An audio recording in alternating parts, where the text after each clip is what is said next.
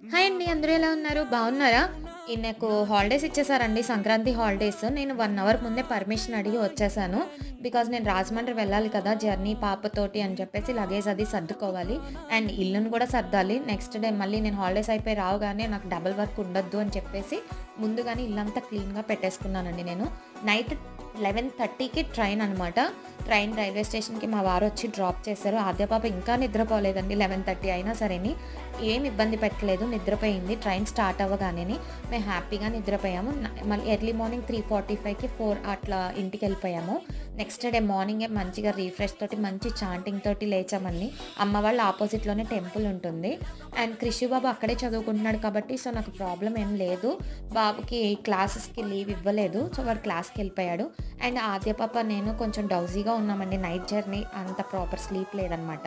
And next videos shopping. Stay tuned.